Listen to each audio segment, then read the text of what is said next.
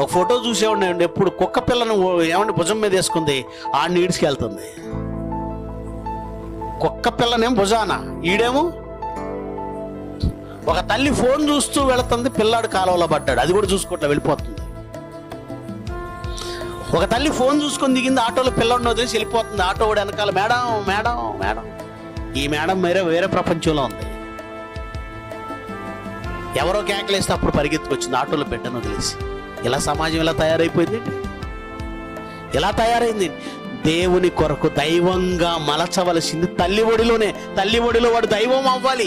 ఒకవేళ ఆ తల్లి ఒడిలో దైవత్వపు మాటలు లేకపోతే వాడు ఆడపిల్లల మీద యాసిడ్ పోసేవాడిగా మారుతాడు. వాడే చైన్ స్నాచర్గా మారుతాడు. వాడే ఆడపిల్లలను చంపేవాడిగా మారుతాడు. ఆడపిల్లైనా మగపిల్లైనా దేవుని మాటలతో పెంచబడకపోతే సమాజంలో క్రూర మృగంలా మారిపోతాడు.